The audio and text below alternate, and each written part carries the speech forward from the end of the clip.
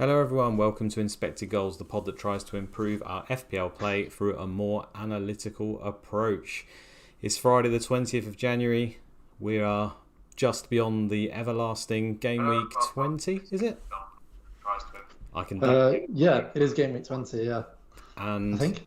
I Yeah. can hear myself double for some reason already in your headphones, Sorry, Sam. that was my mistake. I had it playing out loud on here. We're all good now. You threw me in Do you the want to start intro. do you want to start the intro again, just for the sake of people listening on the podcast? Just for the pod, you lucky Yeah. live viewers, you. Welcome to Inspected Goals, the pod that tries to improve our FPL play for a more analytical approach. We have come to the end of game week 20. I think I got that right.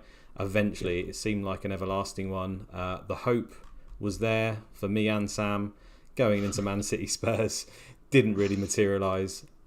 Another tragic game week for us both. Aside from that, Sam, how are you doing? Yeah, apart from that, I'm doing really well. Yeah. Just played some football this evening, which was good fun. Just got back from five-a-side about 45 minutes ago, which was all good. It's the weekend, which is great. So thanks to anyone for tuning in, considering it's a Friday. Uh, that's really, yeah, nice of you considering as well. I don't think there's many decisions to make this week for most people. I think most people are rolling. So I guess we're going bigger picture with stuff. And yeah, in terms of, yeah, FPL, I went to the Manchester FPL meets. That was last weekend. Yeah, that was for the Manchester Derby, which was really good. I really enjoyed it. There was about maybe 12 to 15 of us there. Just good to meet some people in person that I've chatted to online before and meet new people as well. It was really good fun. So anyone listening, if there's ever a chance to do anything like that, I'd really recommend it. Um, and then other FPL wise, yeah, similar to you, mate. I got 69 points this week, which is okay. It was basically a grey arrow my rank, which is not very good at the moment, about 600k. But I'm on, I think, 6 red arrows in a row now. And before that run, I was 100k and it was looking good. So it's not going well. It just feels like there's lots of, like, all the contentious things each week, or the little 50-50s just are going against me at the moment, I feel. But also a couple of bad decisions, I think, as well. Don't know, Freeze. And to be honest, the ones this week, like the Saka assist, actually, if you look at the FPL rules, actually, even though I own him, I do agree with him not getting that assist, even though it feels like it should be one. Whereas the Edison one is the one that really pained me, because I just feel that, based on their rules, I don't think the defender ever had control of the ball or had possession. I thought that was an assist. So that was the one I'm really frustrated about. And also the Mitrovic penalty miss. But so is life. Yeah. How are you doing, mate? Yeah, that's a lot to take in. I heard you banged 4 goals in your game as well. I wish I triple captained you rather than Haaland, put it that way. Yeah. Yeah, I mean, similar to you, mate. I've 7 red arrows in the last 9 fixtures for me. So it's actually from game week 12. So just before, really, a few weeks before we actually broke for the World Cup. It's been pretty tragic. At that point, I was 10k game week 11. Game week 12 went to 11k. I'm now currently sat at 200k. Just constant stream of reds. It's a combination of things, like you said. I think there's definitely, as far as I'm concerned, some bad luck. I think there's been quite a hell of a lot, but also a couple of bad mistakes usually that go hand in hand with it, which I think we're going to talk about in a bit. One of them, both of us made, which was Luke Shaw. I think just ignoring that one at various times. I can still justify the reasons, I think. And it's extremely hard to separate the outcome, isn't it, from the decision here, because obviously the outcome was horrendous. But you can't always just say, okay, it's variance, therefore I made the right decision. I've got the logic or reasons as why I do it, but when I look back in hindsight, I'm not sure they were overly correct. So I think I have to question it, and that's what part of this game's about, isn't it? Is looking at those things and seeing if you can try and cut them out of your play or adjust it for next time. But yeah, overall, just happy that we're sort of over this period of confusion, I think, with myself and my team. Like every week going into it, I kind of had an issue because I didn't set myself up well. Having Chalobah and stuff like that, which just didn't play, that's another error. Caused me all sorts of issues. But hopefully I'm liking my team at the moment. We've just had the announcement of the double game week 22 provisionally, assuming they get through in the Cup. So yeah, time to start sitting down and planning. And you've got us a schedule, haven't you, for today, pretty much? You're going to talk us through what we're going to talk about. Yes. Yeah. I guess today, because of what I mentioned before, I don't think there's many people making transfers this game week based on what I've seen on Twitter and stuff like that. A lot of people rolling the transfer.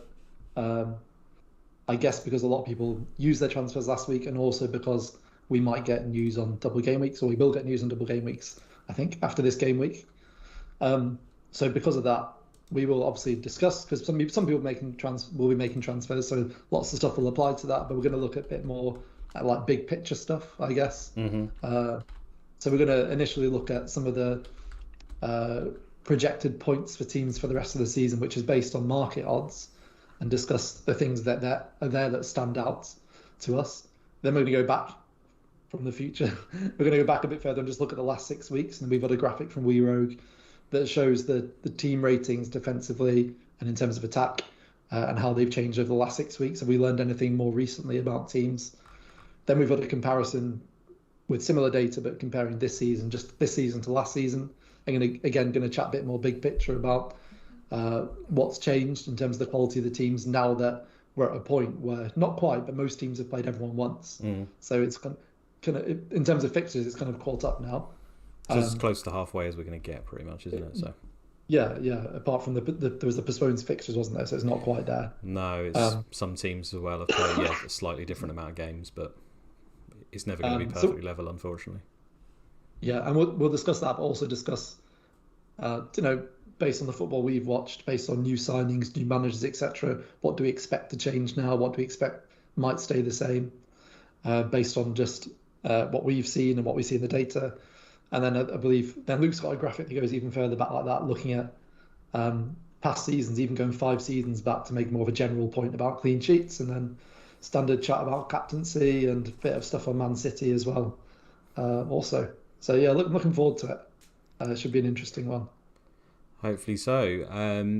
Let's move on straight away then. So let's get up this graphic this is from at RobTFPL on Twitter. And it's to do with the market projection. So I don't know if you want to talk us through it, Sam. If you're obviously listening on the pod, it makes sense to go to the video for this one, because it's probably too hard to actually explain, but Sam will give it his best go. Yeah, so this is a graphic we've used graphics from Rob before. I saw this one this week and just thought it was interesting, because I think what this graphic shows, probably there are a few different teams that stand out that probably go against what our current perceptions are of the team.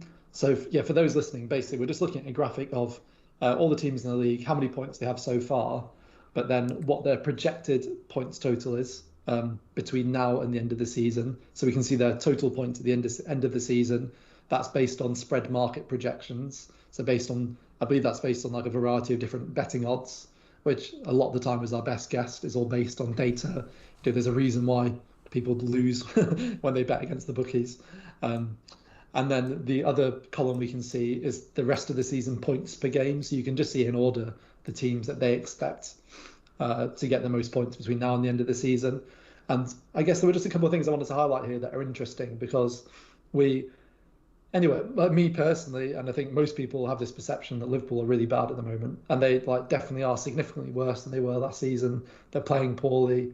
There's all sorts of potential reasons, like injuries, probably like an aging team, particularly midfield, due to maybe complacency and not signing players in the summer. On this graphic, they're second behind Man City in terms of points projection for the rest of the season. So they're at 1.99 points per game.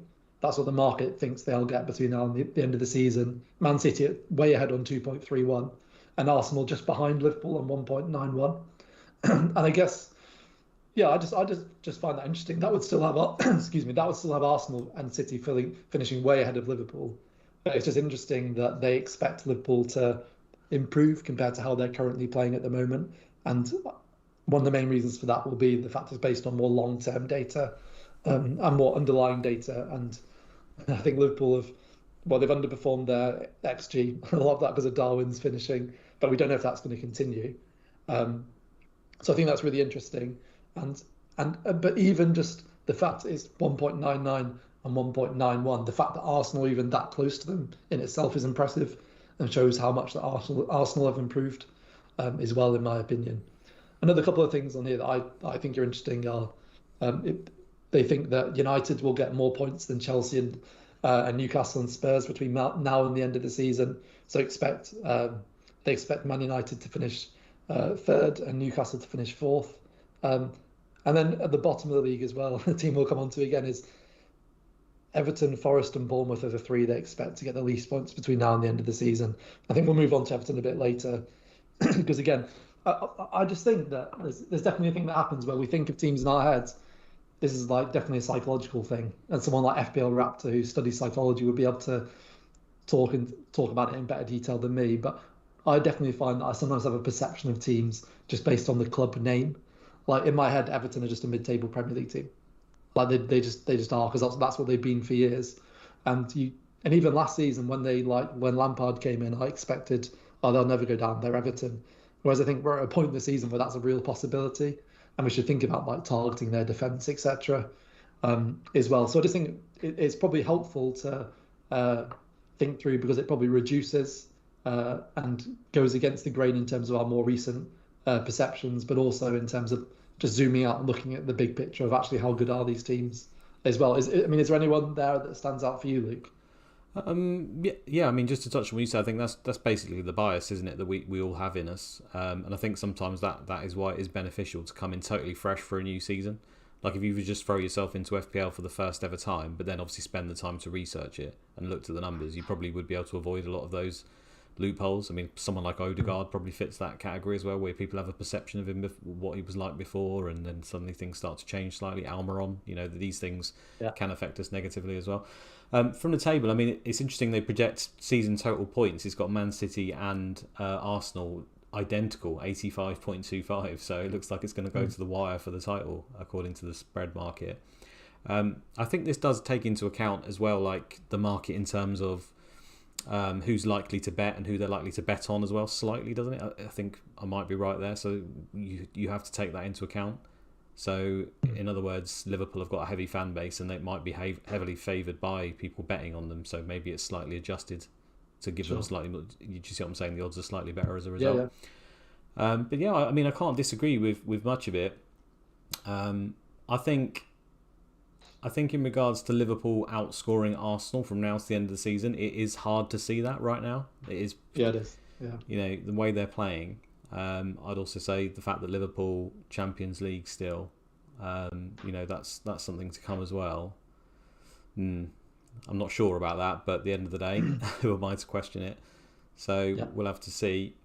I think Villa are quite high, 1.25. It says they're going to score pretty well. So I know they've obviously got Emre come in. And when I look at the teams below them on that in terms of points per game, it's hard to pick out maybe someone who would score more than them, but it does feel a little bit high for them. It's hard for me to imagine them as like, what's that, the 8th or 9th best team there in the league? Yeah.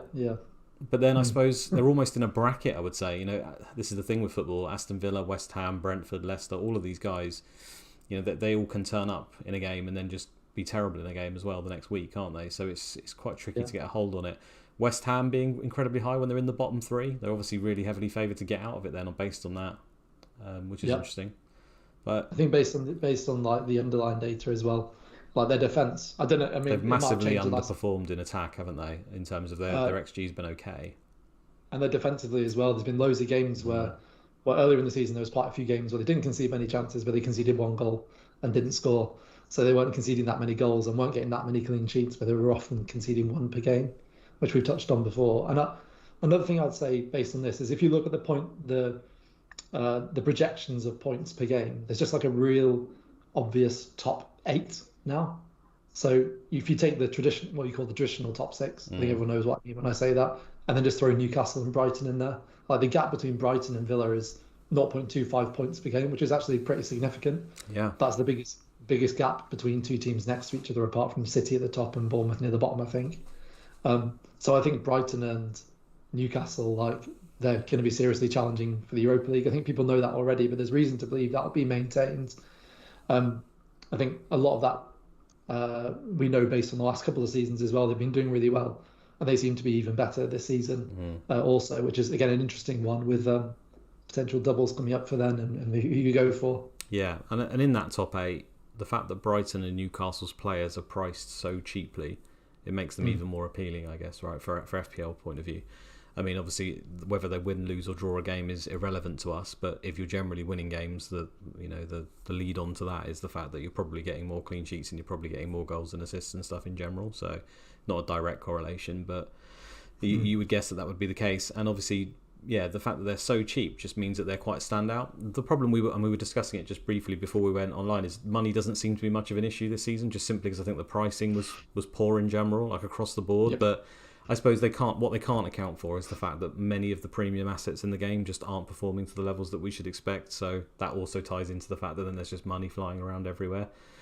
It's interesting. I think Bournemouth right at the bottom there. Again, I was doing a little work on some stats I was doing on Twitter the other day and looking at their numbers and stuff. It's just horrendous. I mean, if it wasn't clear by now, targeting Bournemouth just looks an extremely lucrative fixture. It doesn't look like they can fashion a chance particularly well. It doesn't look like they've got a goal in them. Solanke's out. So in terms of clean sheets, it looks pretty obvious. And they just seem to just offer nothing really. They ship goals as well. So if they were to double the amount of goals that they've conceded so far, they end up as one of the worst defences in Premier League history, joint with quite a few people. So wow. It's I had them down as 6th actually, so joint 6th with a number of teams, but there's only 5 teams in Premier League history that would have had conceded more goals than them in a season, and some of those include Swindon, for example, when it was like 42 games in '92 and stuff like that. So they're probably a lot worse than we actually think. So they're definitely a team worth targeting. The thing is, at the moment, with all the blanks and doubles, it doesn't feel like many people have the option to just sort of go Bournemouth hunting, does it? So I suppose it's just one to bear in mind more than anything else. Yeah, I think you're right. And I think just touching on what you said there about, we've talked about loads this season, but the underpricing, honestly, I think that's made the game a lot worse this season. I mean, generally, we do own players from those big 6 teams, or big 8, big 7 or 8 as it is this year. But this year, like, it's just so easy to. So, for example, I was looking at the fixtures this weekend, just this afternoon. It's just, I like to have a little look, see when my players are playing. And those big teams tend to be playing the televised games and not at 3 p.m. All the games at 3 p.m, there's 4 of them. And honestly, no one's going to have anyone playing. Everton, West Ham, no one. Villa, no one. Southampton, no one's going to have anyone. Maybe some people have a Brighton player. Maybe some people play Danny Ward for Leicester. No one has a Forest player. No one has a Bournemouth player. So you've got 8 teams playing at the same time at 3 p.m. And the average player will have 0 or 1 players I've playing. never known it so condensed, I'll be honest. I know people always say, this season, this, and when you go back, it's actually quite similar, but it does feel so condensed to the top teams this season, like unbelievably, not just amongst engaged managers, with casuals, everyone. There's just no reason to have any players from the teams you just mentioned, pretty much, and a whole host of them. And FPL have got to take some of the blame for that, I think. From an enjoyment point of view, like the 3 p.m. kickoffs in previous seasons are like one of the funnest part of the game because everything happens in one go. Even if you've only got 4 fixtures like it is now, like everything happens because you've got Monday Night Football. You've got 8 teams playing, 8 teams playing at the same time. So many goals going in, and like that can like define your game week. But now it's always like, it's the 5:30, which is great because I suppose it's great in some ways because you can watch your players play more. But I don't know. I like it when you have more players from lower teams and when the pricing's higher. In general, I think it just makes the game way more interesting. But we've done that to death. I think everyone knows that now. No worries. I'll move on to this is another graphic from We Rogue on Twitter. Sorry, it's quite small for me to see on here, but it's at We as in WEE _ Rogue ROGUE. He's another analytical guy who's got loads of helpful stuff on his Twitter. He's a really good player, and I think we've used this graphic previously on one of our pods, but I don't know if you want to go ahead and explain it for us, Sam, for the people watching. Yeah, so where you see the club badge on this graph. So for those listening, we're showing a graph on the y-axis. You can see the predicted goals conceded per match against an average opponent. And on the x-axis is the same, but for their predicted goals scored. So essentially, the further to the top right on the graph they are, the better the team is overall. On top of that, so you've got the club badges there, but you've also got little lines coming from the club badges, which shows where they've moved within the last 6 weeks. So I guess we wanted to show this just to discuss what's changed within the last 6 weeks. That 6 weeks of data being added to this data set that We Rogue has. How's that changed how good we think these teams are? So I guess we're looking a bit more recently now. And I think the thing that stands out straight away, like if you hadn't watched any football this season and saw this, you'd be saying, well, Man City are miles better than anyone else. They're still like way in the top right, which is why they're still predicted to come to win the title or come close to winning it. Because even though the gap was it 8 points now? 5 is it?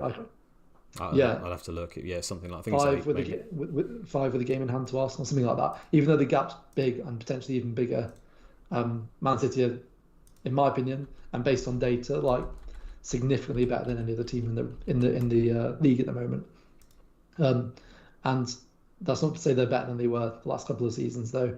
And there's a couple of teams that have just moved a lot. So we're going to move on and talk about the big six or the big eight, if it is now, a big seven, um, a bit later in terms of comparing to last season. But I thought there's just a couple of teams I wanted to pick out here, like a couple that stand out to me in terms of where they've moved in the last 6 weeks. Firstly, Forest. So based on the data that's been added in the last 6 weeks, their defence is probably slightly better than we thought it was. I just think it's interesting because they signed so many players in the summer. So it's just probably, I wouldn't be surprised if they keep moving in that direction. And we're just seeing those signings basically just come together. And it's just taken time for them to gel, and they're realising which signings were wrong and those players aren't playing and which ones improve the team. So Forest, although based on the last graphic, between now and the end of the season, they're expected to get, I think, the second or third least points. They're probably a bit better than we thought they were. They're better than Bournemouth. So in terms of targeting them, probably not quite the whipping boys we thought they were. And it's interesting as well because they, I don't know if you saw in the news, they obviously made just a silly amount of signings. Then they sacked their head of recruitment and their head of scouting Yeah. a couple of months ago. And literally from the moment they sacked those two staff members, I don't know if it was more, suddenly they start to pick up form. So it's almost like maybe they weren't patient enough. Maybe there were other reasons. Who knows? But I thought that was fairly amusing. Yeah, I speak to Mark a lot, Southerns, who's obviously the goat of FPL, and he supports Forest, and he's always been of the opinion that basically the manager is extremely good, and it will take time, but eventually they will be better than what they've shown, and it's seeming to go that way. I mean, I wouldn't get too excited yet. Obviously, there's quite a lot of noise in small samples, and most of the sample of the league they have been bad, but the trajectory does look like it's going up, so we have to take notice of it. And I think they have more of a settled team and a settled system at the moment. I agree with you. I don't think there is, especially at home, they look like they're, they're not world busters. You're not going to like knock Captain Haaland or something because he's playing away to Forest, but they're obviously just not as much of a pushover as they once were. So yeah, I think it's quite impressive, and I think I talked about this on Black Box as well on the appearance. I think the level of coaching in the Premier League in general by most of the teams is just gone up a level, I think, compared to previous seasons. Like, gone are the days of Sam Allardyce and people like that in the league. You know, there's a couple maybe you could argue, Frank Lampard, but until Allardyce comes in for Lampard. Until Allardyce comes into Lampard, yeah. But I just think in general, like, the level has gone up quite a lot. And I saw in one of his interviews. Sorry, my kids are being really noisy in the background. I'm going to scream at them in a second. Saw in one of his interviews about talking about the differences between the Championship and the Premier League, and he was just saying about even from set pieces, the blocking that some of the top teams do and stuff that caught them off guard, and they were learning to adapt to that. And he's just very vocal, and it's really nice to see, I think, in the media that he's talking through the struggles they're having of coping with the adjustment and what they're doing to do it. So they're aware of the problems, they're trying to solve the problems, and they're learning on the job. And I think that's probably what we're seeing. It was a bit of a learning on the job for Cooper and Forest, and it seems to be coming through. Yeah, he's I thought it was such a good. I really enjoyed it when they obviously started badly, and then they just gave him a new contract. I really think that was such a good statement. I'm recording live. Can you be quiet, please? Sorry. I thought that was such a good statement that he was doing really poorly, and then they gave him a new contract. It's just good to see, like, in a day and age where managers are so quickly to be sacked, them given a bit more time. And it's one of the reasons I'm glad Nathan Jones has won his last couple of games at Southampton as well, because even like 4 Premier League games in, not just because of the results, because of the quality of football, Southampton fans were getting so frustrated with him. Yeah. I don't know, if he'd have lost his next few, you never know, we could have seen him leave within like just a few months. Yeah, it's to do with his name and where he's come from as well, isn't it? If you don't, if you haven't got, like, if you're not a world superstar, they just don't want to give you any time whatsoever anymore. Football fans, it's like, this guy's just a clown straight away. He's already got that before he's even touched down, which is unfortunate, because how's anyone ever going to prove themselves, right, if they just get labelled with that straight away? So just go on. Sorry, mate, I interrupted you there. You go ahead. No, I was just going to say, just on a humane level, you know, you don't want to see that happen to anyone. So you instantly, I start cheering for him straight away, like, yeah, please, come on, make them good. And he's had a couple of good results, so long may it continue. Yeah. And whether he's actually any good or not, it's too early to say, I'd say. I'd love to see some research on the managers transitioning from like lower leagues to the top flight, and how, like, what percentage of time does that work out? how often are they still able to improve teams at that level? I imagine that's a very difficult thing to research, but it'd be interesting to see it because like he in the Championship he was regarded for like years and years as one of the best managers in the whole of the Football League. Mm, Like he just overperformed with Luton for years to the point where he nearly promoted them. mm, Got them into a playoff. I can't remember if they lost in the playoff final or I think semi-final, but in the playoffs last year. So yeah, I hope he does well. And yeah, we've already touched on Everton there. And I touched on them before as well. Just their defense is a lot worse. It's just as bad this year, not a lot worse.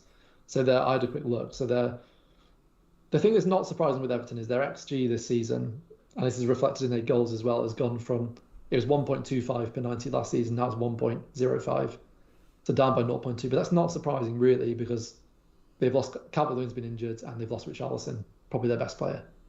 But their expected goals against is pretty much the same, and I found that really surprising. I thought Everton would be a lot more secure at the back this season based on signing Cody and Tarkowski, but it probably says a lot about how significant a midfield is and defending from the front, how important that is.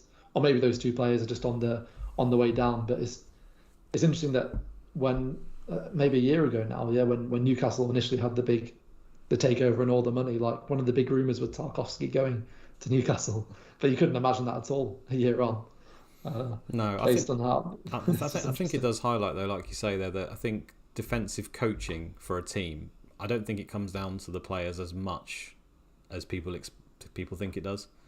Like, there's no doubt that players make an impact, especially when you're in one of the top teams and you're expected to dominate the ball and you need to have, progressive passing and you need to be able to sort of defend one-on-one and have speed, like 100%. But I think for some of these lower level teams, it's going to make a difference, but it's all about how they set up, isn't it, versus these teams, how they work together as a unit, how they filter in between each other when they pressure the ball. A lot of that comes from the coaching and the unison, I think. So, yeah, I would expect a difference there, but I think the coach has probably got something to say to that. I really like that Onana guy in centre midfield for them. I think he looks like he's a decent player, but I think he's also missed out through quite a few injuries as well, which is unfortunate for them. They signed Idrissa Gueye back, and I thought he was really good when he was in the Premier League before, but doesn't seem like he's the same player, unfortunately for them. yeah, yeah. I mean, they've had various loads of good centre midfielders. Andre Gomez as well. He was really good for a time, and then he had the leg break, and he just from chatting to Everton fans, just not been the same player since then. It's just the interesting thing with Everton is like I remember when Ancelotti was there, and the squad wasn't that different. It still was a similar level of squad in my opinion. It was a bit better. They had Richarlison, they had Rodriguez, but again he was injured for a lot of that time, apart from the first 7 or 8 weeks.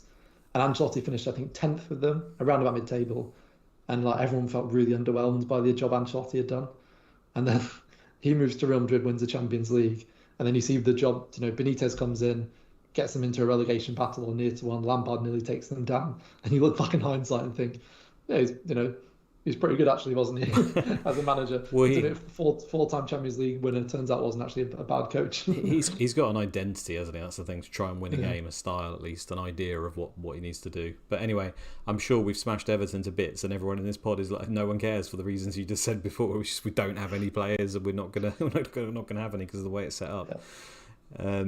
Should we move on to? I think you've done some graphs here in regards to the top 6 or 7 sides.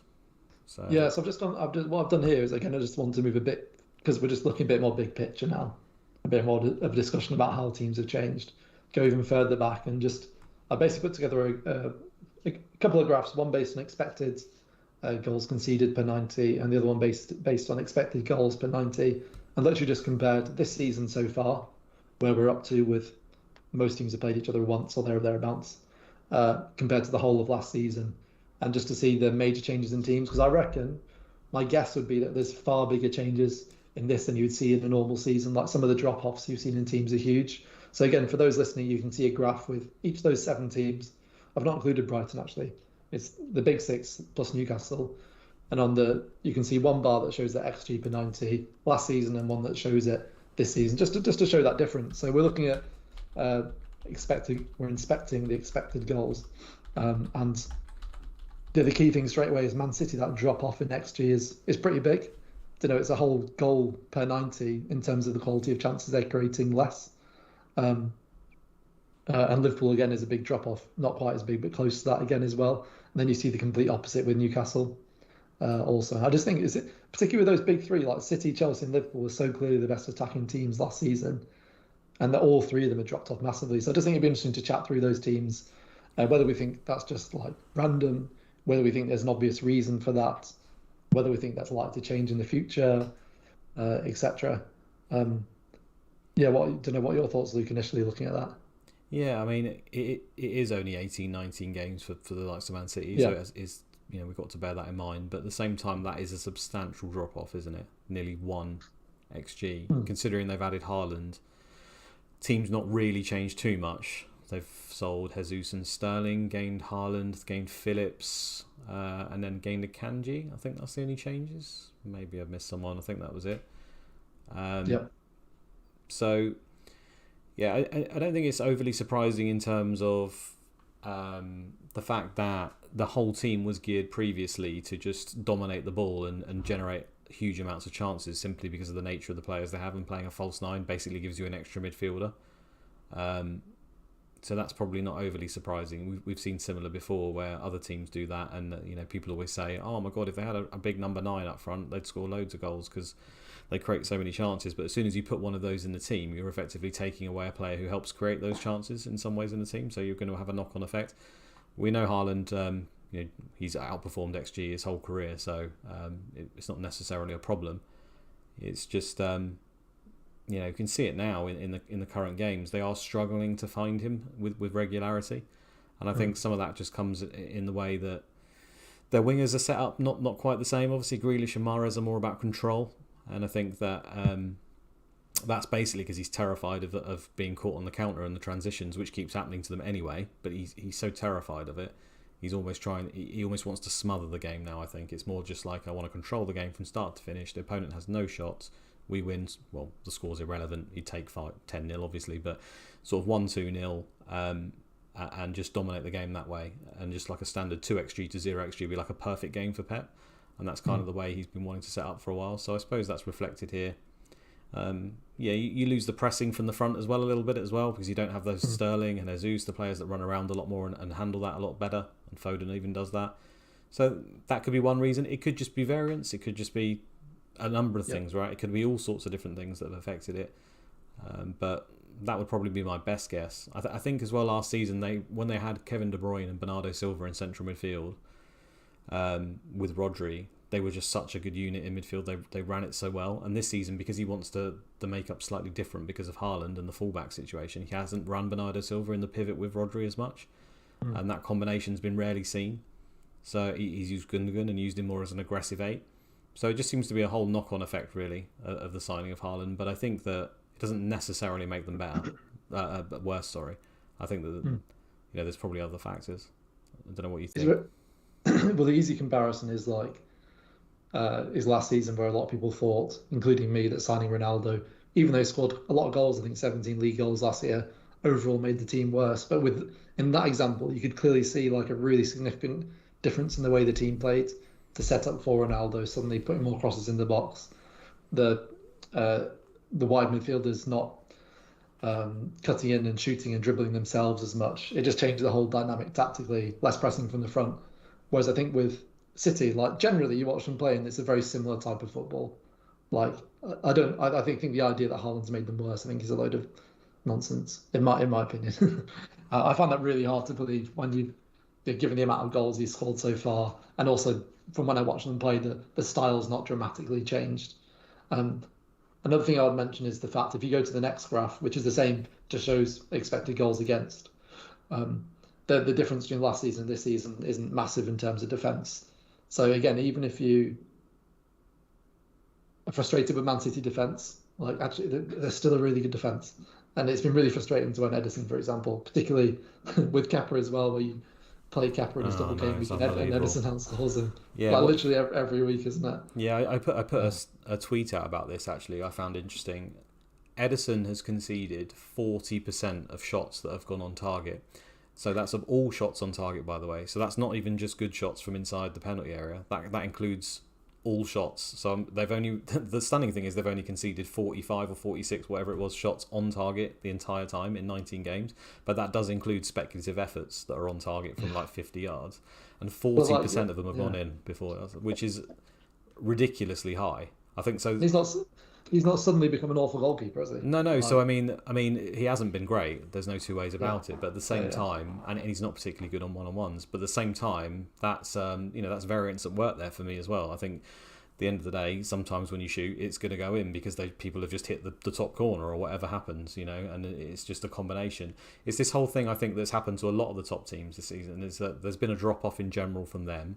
There's been a massive uprise in the coaching standard of some of the other teams. But then also some of these top teams have actually run bad as well, because when we look at the stats, they've just got unlucky in quite a few games. And I think that's what amplifies our whole feeling of, they're just not up to it anymore. They're not going to turn it round. And the longer it goes on, the harder it is to get away from that. But like you showed in the spread markets right at the start, the indication is that it's not probably as bad as we perceive. Yeah. And also, it's not... those shots from distance, like Damari Gray's goal when Everton scored one against them the other week. There was the game against Leeds from the set piece. They just conceded from their first shot on target, or maybe even first shot on target. But even before Christmas, I owned Everton quite early in the first Manchester derby. I think it was like 6-3 or 6-2 or something in the end. But City was so comfortable, and then suddenly Anthony shot from like 25 yards and scored. So there's been lots of little things like that as well. But yeah, he's obviously not been playing well. And he made a mistake probably in that Spurs game as well just yesterday. But I wouldn't panic about Man City defence. In fact, I'd still look to, if you're currently on two of them, obviously you want to keep Haaland. Most people have a defender or De Bruyne. That third player, if you've got that option to fill, I would look for another defender as well. I think it's far more secure than going for a midfielder that could be rotated. Should we move on to? We can go through all these teams if you want, but some of them we can skim over because we've just touched on them already. Well, we may as well make a few comments on a few of them. In Liverpool, you already that's the widely accepted opinion, isn't it? That Liverpool's midfield's not been replaced. It doesn't run as well as it did, and the pressure on the ball in general from Liverpool's not at the top level. Combine that with injuries to some of their forward players, and it has an impact on the defence. And I've got the defensive stats up here. They are conceding a hell of a lot more chances on Wee Rogues. They were steadily coming down and down and down. So it's just really annoying because, the players like Trent and Robertson were great picks last season. Everyone laughed at their price. But at the end of the day, if they're not capable of keeping clean sheets, it doesn't really matter. You need to have that on top, really, to be effective, because there's not many fullbacks in world football that are hitting sort of the numbers that you'd require to be worth that money, if they aren't keeping the clean sheets every now and then alongside it in terms of assists and goals. So... yeah.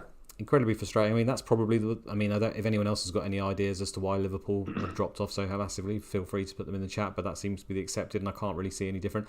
It is probably worth mentioning that we always do look for reasons for stuff, don't we, in this, and it doesn't necessarily have to be a reason. It could just be a really bad run. They could have just got themselves in a bad run, and you never know, they could just suddenly switch it round. As much as it seems crazy to think that it would happen, I suppose it could. But, Fabinho, that trifecta in midfield of when they're even fit, of Henderson, Thiago, Fabinho, just seems to be so different from what they were in the last few seasons. I mean, Wijnaldum leaving seems to have had a much bigger impact on them than they probably suspected, but there we are. Chelsea's a bit of a similar issue, isn't it? I know they've changed the manager, they've lost Rudiger, but the central midfielders, they can't keep them fit. If Kante and Kovacic are fit, at 100% ready to go in centre midfield, I think it makes a massive difference to that team. Combine it with, using Reece James, is probably one of the best fullbacks or wingbacks in world football, in my opinion, when he's fit. And then Chilwell has obviously showed that he was extremely good as well in that role.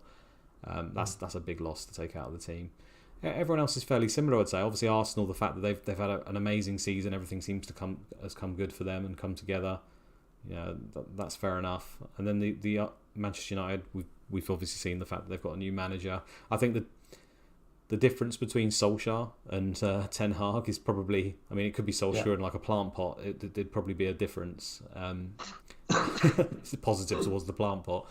So that's fair. I think that was probably to be foreseen. Newcastle one is surprising for me still, though. I know they've got loads more money. I know they've got money, and I know they had some investment. But I think the difference between like what I expected maybe a slight rise, they've just become astronomically good apparently, and it's in the stats as well. So it's not just, I mean, there surely is going to be an element of run good as well, but the stats are just so vastly different, and I didn't really see it coming to this level with not quite as much investment as I thought they may have. Does that make sense? So I think it's absolutely extraordinary what Newcastle are doing, and I think because defensively they've signed Burn and Trippier. And obviously you'd expect that to make a difference. But the extent to which they're playing better, I think so much of that is down to Eddie Howe, who, like, I personally, and I think other people as well, were really sceptical of him coming in because of his defensive record at Bournemouth, even though he's clearly a good manager. He's particularly that element, and the fact that even when he came in, was it in the January or just after, like, Newcastle weren't that far off the bottom three, and I kind of thought you just need to get someone in to shore it up. But what he's done there with the players who were already at the club, like Almiron, the centre backs, Joel Linton suddenly playing a different position. They haven't even had St Maximum, who you would say was their best player, but comfortably, well, most fans would have said he was their best player, their most important player when he was fit, and they've barely had him. Yeah, and Isaac as well. Isaac, they signed him. I think he scored in his debut, maybe played a couple more, I can't remember, but barely played. And then he's been injured the whole time. And that of the whatever it is they spent, I don't know what is it, somewhere between 100 and 150 million. Like, he's a big chunk of that. Was he like 60 million or something? He was might not be that high, but he was a big chunk of that money that they've spent, and he's hardly played as well. So, yeah, I think it's brilliant. For those watching as well, what you can see now is the last two graphs we've just shown you combined, so you can put two and two together.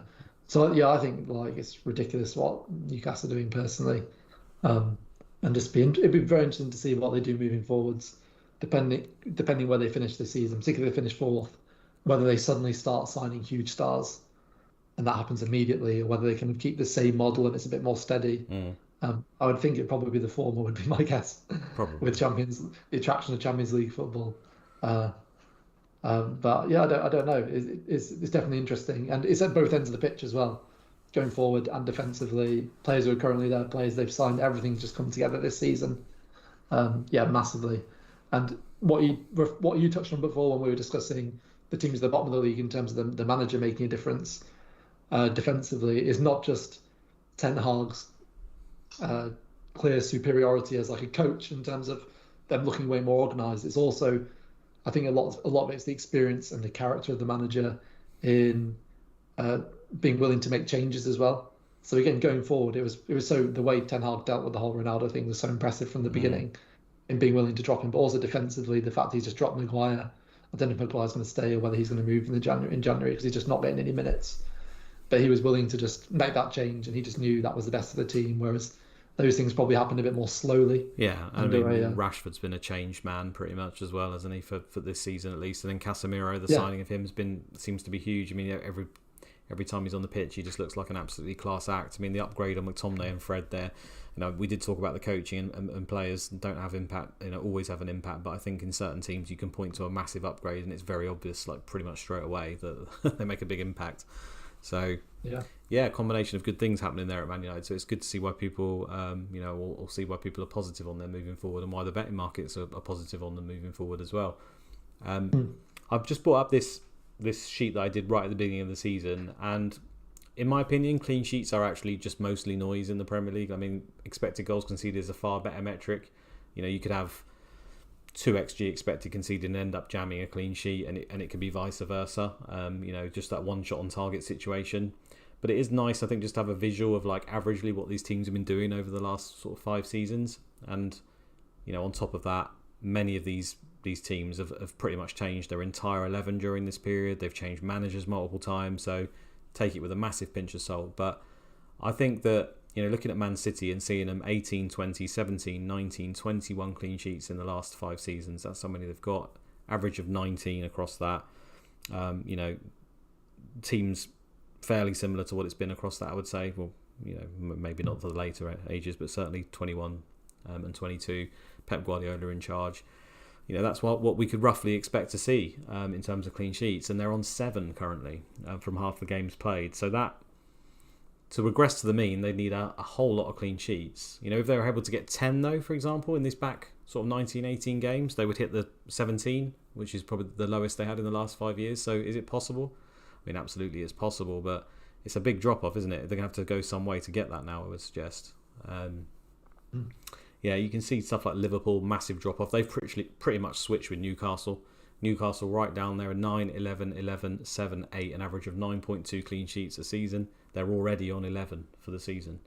So they're already at their best total of the past 4 years, halfway through. So massive change from them. And I say Arsenal as well have been fairly middling there at sort of 13, 8, 10, 12, 13, average of 11.2. I think they're also on 11 or 10 or something clean sheets. Maybe I've given them too many there. I can't remember how many they are, but it's around that number or maybe just below. So yeah, it's just, I don't know if anyone else finds that fairly interesting, but Yeah, definitely.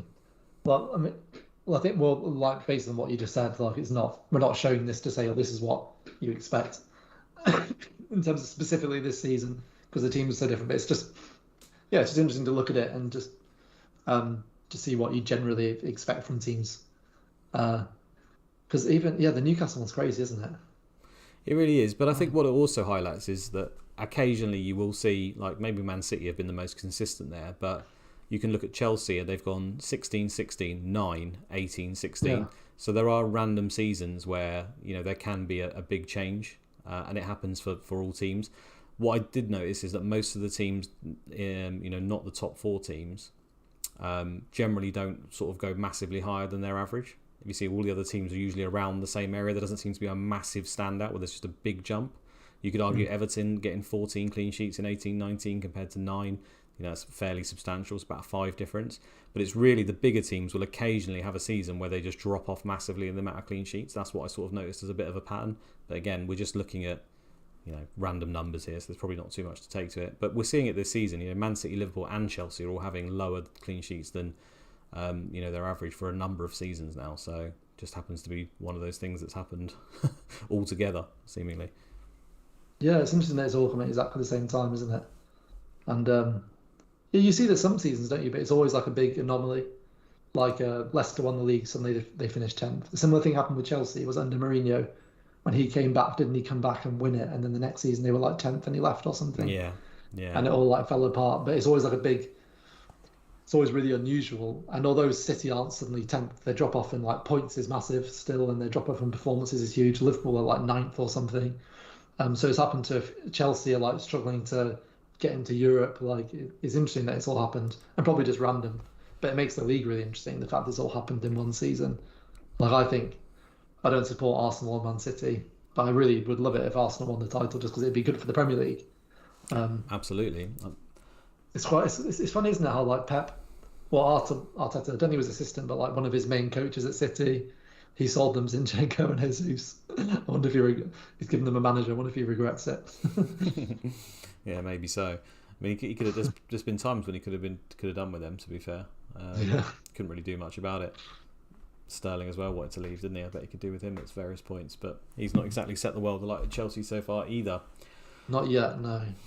Not yet, no. Very good player though. I've brought up on the screen now, just this is from Mikel on Twitter, who runs his algorithm. We used this last pod, I believe, as well, just in reference to the fixtures upcoming, and it's got sort of the potential for doubles and blanks and the percent in terms of the chance for that fixture to go ahead. So if it's less than 1, obviously there's more chance that that'll be a blank. If it's over 1, there's a chance that that'll be a double, and then if it's just a flat 2, then obviously it's confirmed. So yeah, we've got the Man United Leeds game. I took this just before it was pretty much confirmed, but it's not actually 100%, is it? Because it obviously relies on that league, so maybe that is actually accurate at 1.78, because I suppose they can still force that to be off, can't they, if they draw? Yeah, has that impacted at all on any of your plans? Because I know that we said right at the start it's more of a saving week for most people, and I think that's our general advice. If you can save this week, that seems to be the way to go. But now I've got confirmation that at least the game will go ahead under those circumstances. It does tempt me now to maybe move to a Leeds or a Man United player early. Not Man United actually, because they play Arsenal, but basically a Leeds player. Is that something you considered? Yeah. No, not for this week, just because I don't think I need to. If Darwin wasn't, I've still got Darwin. I know not many people do.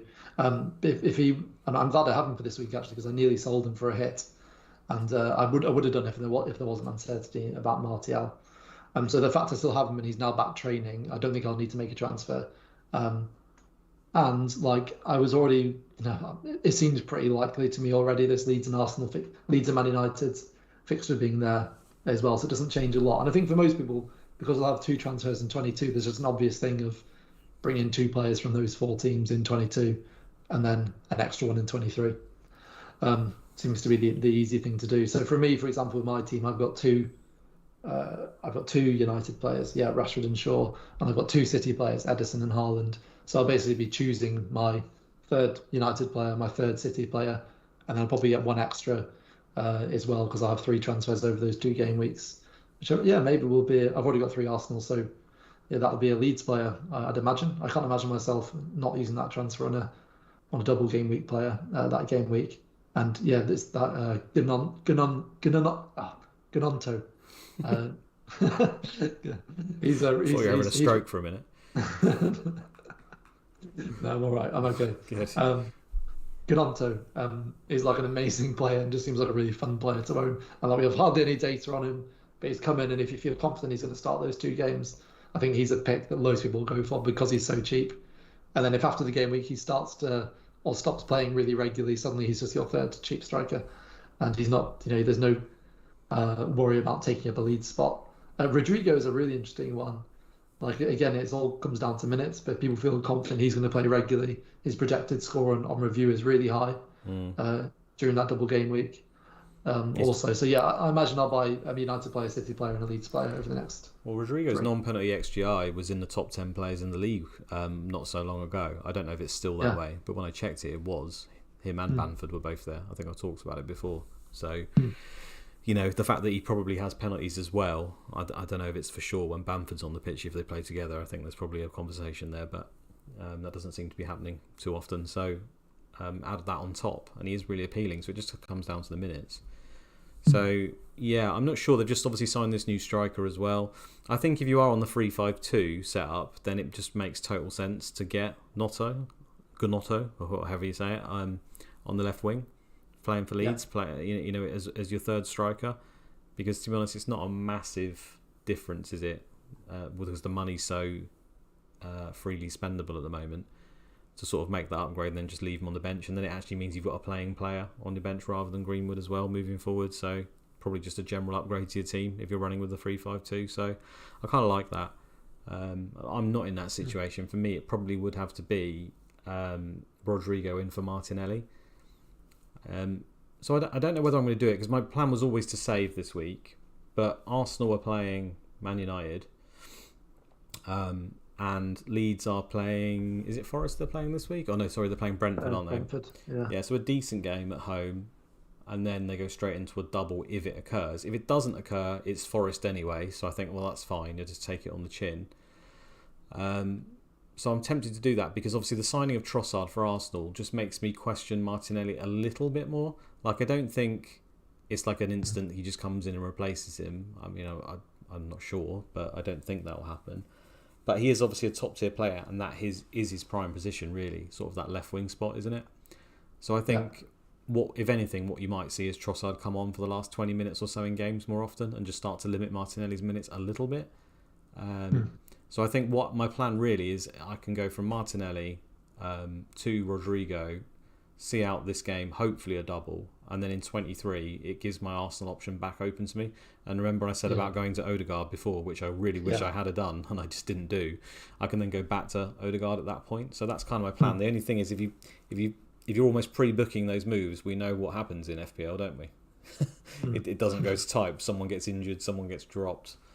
If you're so I was just going to say, if you're like really confident that whatever happens, you'll own Rodrigo in 22. Like if you're really confident that if you don't buy him this week, you'll buy him next week, then yeah, maybe just do it now.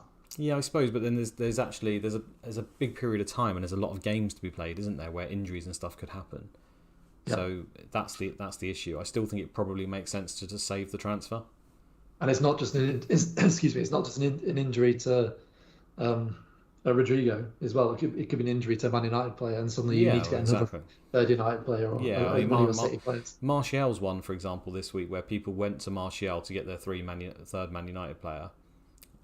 He was a bit of a risk, and now suddenly it looks like he's not missed training again. I've seen today, So then, he's not on it. yeah. So I don't know yet because it's a while off. But if he's suddenly a doubt going into 22, then you're suddenly maybe booking 2 transfers for yourself to get rid of him and to get someone in, and then also get someone else, which wouldn't be a forward presumably because you'd probably have to go to Weghorst, and it'll be a similar situation. So then you'd have to maybe look at a midfielder or a defender, and it's like, yeah, it's sort of pre-planning too early for the double game weeks rather than reacting in the week you're in can cause those situations sometimes, especially when it moves you to a triple up. So yeah, just something. Yeah, I think I would say, I'm sure you'd agree that for most people the best thing to do is to roll this week. I think it probably is the case for you as well, because tempted as you might be. We'll see. I think that probably makes the most sense. And also, it gives you another week to see kind of what happens with Trossard as well. See who, even if it's just one game, you'll see who he comes on for off the bench. And again, it's one game, but it gives you an indication. Like if he comes on for Martinelli on the 60th minute, there's more chance that keeps happening. But if he suddenly comes on for Odegaard, for example, then you might change your mind in that transfer. Who knows? Like just a lot of these little things that can happen, isn't it? Yeah. Or like Haaland could get injured. And then suddenly that's a transfer you need to make, and he could be out for months, and then suddenly that's a transfer you need to make. Yeah, I mean Alvarez would be everyone's top priority instantly, wouldn't he? Yeah. Also with the Leeds situation, the fact that Bamford's there and they just signed that new striker Rutter as well, just means we don't fully know the makeup of where Rodrigo's minutes will be and where he will play. So yeah, tempting to go early, but I'm not sure I'll do it. That's probably my move. So you're saving then this week for pretty much certain then. Yeah, saving, and then I think. The 12:30 game is Liverpool against Chelsea, and I've still got Salah and Darwin, so I feel like that'll just define my week straight away. If they both blank, and particularly if Chelsea get a clean sheet and everyone gets Kepa points, I'm just gonna be screwed. Well, I miss... if Salah or Darwin scores and gets rid of their clean sheet, that'd be lovely. But we'll see. Well, I've had Salah and Darwin the entire time, like you. I only sold Darwin for Tony like last week because he got injured. I already want him back though. I don't know. I'm maybe just addicted to pain, but yeah, having that as 12:30, it's gonna be tough to take if they blank again. So much of the budget in one attack, isn't it? And then it just I miss him though. He provides me some joy because it's quite, going back to what we said about the pricing and stuff. It's forced quite template teams, I think, and it's in my 11, there's probably only about 2 or 3 players I can actually cheer for in any given week to actually do much, to actually have an impact on my rank. And it's fun having Darwin as one of them because obviously being people who are heavily into their stats, his stats are absolutely outrageous. So you just want to see that actually come to fruition when everyone else doubts him and he's sat in your team. So for me not to have him in my team now is actually like, I don't like it at all because you just feel like you're going to miss out on the haul when it inevitably comes. Yeah. I'm just looking at livefpl.net to see what his ownership is. Darwin's ownership is like 6. Yeah, it is. My rank's 8%. And wow. Salah's is 25%. Like that's so low. So he's a really exciting player to own. Like his underlying data is phenomenal. So I strongly believe that long term he's going to be amazing. Like I think he's going to have an amazing career.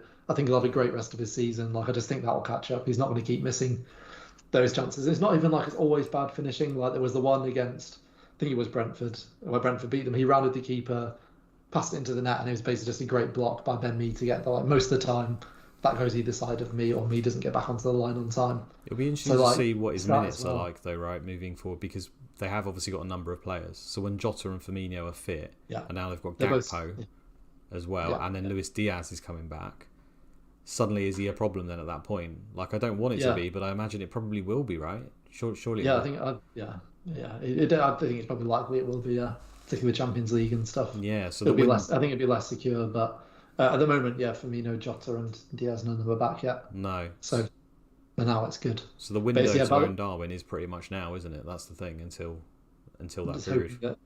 Hoping that he's still starting by game week 25 or 26 if they get a double as well. I was really pleased that I held that transfer actually, because I was either going to do I was thinking about getting a Man City defender in, and I realised that would mean taking out Dunk for Ake. I'm not sure as that. I thought there was a good chance Stones would come back whenever he would come back, and then suddenly Ake's not necessarily a player I want long term. The other player I was considering Martial for Darwin for a hit, and because I held that, I started Bueno, who got me a lovely 6 points and didn't take a hit. So it would have been a disaster for me, either of those with Darwin then coming back and being fit. So I was very pleased with that decision. It was the opposite of the mistake I made in buying Cucurella. I think for a lot of people buying him wasn't a mistake, but for my team it was, because I had other problems in the team at the time. I was just looking at this one game week.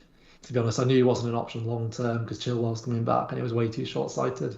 It's just so funny because if you listen to that podcast back, we were like, well, you basically convinced me, yeah, go for Shaw. He's like a good balance. He's going to have a double probably, and he's good long term. And I was like, oh yeah, I think I will go for Shaw actually. And you're like, yeah, I'm good. And you were like, yeah, we'll both go for him. And then I buy Cucurella and you buy Dean. No, I shouldn't be left alone with sharp objects. Right. Ridiculous. Yeah, funny. It was funny. Right, before we go, I'll push you on a few things, right? Because obviously we have got the double, and I know saving, but in terms of for 22, Leeds and Man United are the teams that double. So if you could pick the perfect three from each team, and I don't expect anyone will have three from each, who would you pick from the teams? Realistically, with the budget, do you think? Yeah, I suppose make or if it. You were free hitting. No, I think make it realistic. So Man United, Rashford. I think Rashford, Shaw, and Dalot, if Dalot's fit. Okay, so you wouldn't have Bruno Fernandes. You'd have double defence. I think I probably would if I was free hitting, but I think for most teams, getting Bruno probably means. I think a lot of people have De Bruyne now. Will be tempted to go De Bruyne to Bruno, straight back to De Bruyne. But I think for most people, or maybe people have Mahrez and they can do that. I think for most people, it's quite hard to get Bruno. But yeah, if I was free hitting, I'd 100% own Bruno and Rashford, and then a defender. Okay. Yeah.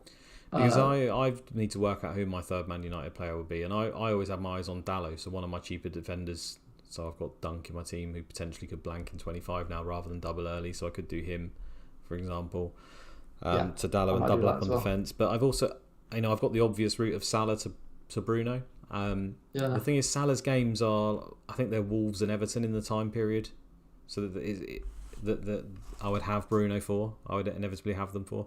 And they just feel like good games for Salah. I hate losing Salah. Like, I keep expecting the points to come for him, and I just don't know whether I can make that move. This week, going into this week, that was also an option for me to do Salah to Bruno. Obviously, Bruno gets 19 points and Salah got 2, and it just I need to try and not let that affect my decision. We go again from 0 essentially, but it's hard. It's incredibly hard. Yeah. I think he's going to be heavily favoured for the double, right? I think he's even going to be captains and maybe triple captains. I don't know whether we should let that influence us. Yeah. I guess people will triple captain him. Yeah, no, I wouldn't let that influence you. I think it's just the fact that that's just the knock-on effect of that, isn't it? Of the transfers you lose, and it's just unlikely you're eventually going to transfer out of Bruno, I would imagine. Like, I don't see people getting him as a player they want long term. No, I think. And I wouldn't have even done Salah, or I didn't do Salah to De Bruyne last week. But I'm a very cautious player though. So I definitely wouldn't do bringing Bruno knowing it's short term, particularly from removing Salah or De Bruyne. The thing is, it's not overly short term, right? Because they're home to Palace, then they're home to Leeds if the double goes on, right? Which is obviously great. Then they play away to Leeds the week after. I would argue that's a good game for them as well. If you don't need to come off of him, this is because Arsenal have got a double, Man City have got a double, so it just depends on the nature of your team. But if you can then keep him, they're home to Leicester the week after in 24, and then 25 home to Brentford. Now, that's assuming all those games go ahead. I don't know for sure if they will, but that's a pretty good run where you could justify holding him, right, for a period of time. So I do think he will be popular, especially amongst managers who aren't even considering any of the permutations of double game weeks and blanks amongst the masses. He is a good... It's his underlying data in terms of goals that puts me off. It's been good ever since Ronaldo left though, right? Small sample, but it's been a lot better. But even in those, that's probably like based on when Ronaldo literally left. So like based on since the World Cup, I guess. Because like before this season, when Ronaldo was there, he still wasn't really playing. He played 4 or 5 games or something, yeah. Yeah, so I don't know. I think it's this the underlying XG particularly that puts me up, and it's the same with De Bruyne. I prefer Salah to De Bruyne. It's because the chance of a goal is so big. The chance of a return is probably quite similar from both, but it's just the 5-point goals for a midfielder, and the penalties, of course, as well, which Bruno also has. Probably, almost definitely has. Triple Leeds, what triple would I have? Rodrigo, Gnonto, and I've probably not looked into it enough because I definitely don't plan on having 3 Leeds players. Right? But yeah, I guess Meslier, or again, because I've not looked up into it enough, I think Meslier, because I don't think you want to remove with the reality of the defenders a lot of people have. No, You probably, you don't want to remove like no, Shaw we'll keep or it Newcastle realistic. defenders, You're not going to etc. buy a Leeds defender, are you? I think that'd be pretty crazy to do so. So I think Meslier, yeah, even if you get 4 points from it, it's fine. yeah. But I wouldn't like do that kind of transfer for a hit. But, No, but it is a double game week. So I think, for example, if you had, I don't know, pretty much any other keeper in the game, really, in that 1 week, the -4 for him, you can argue the whole thing. It's a -2, especially if you don't think your keeper's getting a clean sheet. I think it could work, but it's probably not optimal. The thing I think you should bear in mind for that is that in game week, and we're getting probably quite ahead of ourselves, in game week 28, there is actually a chance that Leeds would blank in that game week. So if you have Edison and Meslier, I think they're also got a chance to blank in 28, if I remember rightly looking. And 25 as well, I think. No, I'm not sure. No, in 25, City play home to Bournemouth, I think it is. Let me just check. Sorry, Leeds. Sorry, do you mean Leeds? Yeah. No, because Edison and Kepa's the popular combo for a lot of people in Arsenal, right? Yeah. So the transfer this week or in 22 would be Kepa to Meslier to get the double for Leeds. Yeah. Now that works short term, and in 25 it should be okay because you've got Edison playing Bournemouth, or actually away to Bournemouth in 25. So that's fine, even if Leeds blanked or anything can happen with Chelsea. But I think in 28 there's a good chance that Man City and Leeds could blank, and therefore both of your keepers could end up having to take another hit or do whatever. But I don't think as many people own Edison as you think either. Do you not? I think in the analytical world, people love him, mate. Yeah. Probably in terms of people listening to this, it's a lot more, but in general, it's less. Yeah, it's not that many. But yeah, no, that's definitely worth considering for sure. And then one of the questions we had on Twitter, we've kind of already covered actually, was what 3 Arsenal players? If you could just reset your team now and just switch out your 3 Arsenal players, get 3 others, which 3 would you have? Saka or Odegaard are the 2 for sure, and I think I'd probably have Nketiah. Yeah, I'd probably have him. I mean, him or Gabriel I would take either, to be honest with you. But Nketiah right now, just because I prefer the double game week fixtures for attack rather than defence, and I think given the nature of there's not many strikers that I particularly want, he just fills that hole pretty well. Yeah, I'm just looking who they play: Brentford and City. Yeah. I mean, they're right near the top on the transfer algorithm that you can see here from Mikel in terms of volume of fixtures from now to 29, or the chances of volume of fixtures. So it still makes sense just to target Arsenal looking at a long-term view. It's going to be huge, that game, isn't it? Arsenal City. Massive. Yeah, on a Wednesday night, live on Amazon Prime. We love it. Yeah, so I'd much rather have Nketiah in that game than Gabriel, for example, wouldn't you? Yeah, definitely, yeah. And the Brentford game as well. Because Brentford, defence isn't great, but their attack's pretty good. Yeah, you just expect Tony to score, don't you? So you're definitely targeting the attack. Yeah, I'd probably go the same 3, actually. I was resetting, as much as I do love Gabriel. Yeah, I don't think Martinelli's a problem, yet, but it just looks like it could be start going that way, right? And I think given the prices now and everything, and the fact that Odegaard's outperforming him stats-wise as well as actual returns, it just... it's not a problem to make the switch. I think I'm comfortable doing it.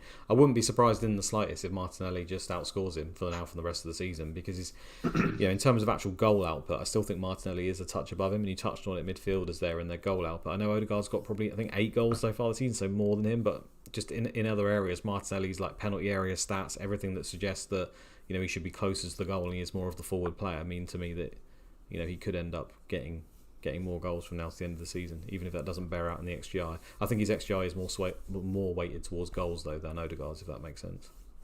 Yeah, for sure. Anything else, mate? Or are we done? No, just captaincy, I think. Yeah, for me, you go first. Do I need to? Is it even a conversation still? It's obviously Haaland. I just don't see any other alternative. I know people are... There's a case that some people are making that his minutes might be managed simply because there's a tight turnaround. That it's a Thursday late game and they play Sunday 2 p.m. So, Saturday, Sunday, So you've got Friday, probably a day of recovery. Saturday, you probably know more about this sort of thing than me.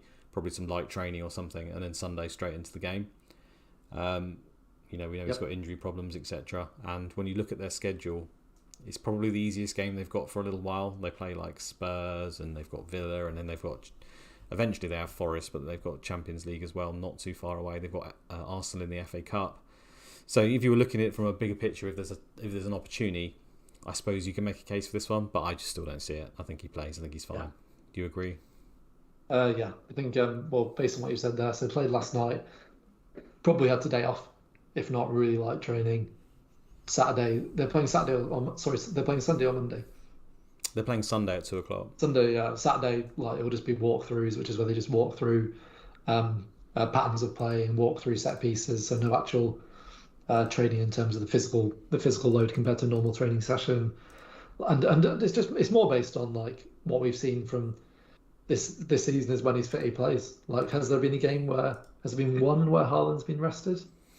I can't even remember now. He had the injury for a short time, didn't he? He got injured, and but then like, he's just played, hasn't he? Yeah, we got told that he was basically back and he was in training, but then he just continued to not play for a little while. So I think they just basically lied, essentially. I know he was in training because we saw the pictures, but obviously wasn't fully over the injury. I think it's Haaland, it's Captain Haaland. Yeah, absolutely. I mean, even if you can somehow come up with a case to not go with Haaland, if Man City's form's not great, he's not been scoring as much of late, blah blah blah. Wolves might make it tough for them.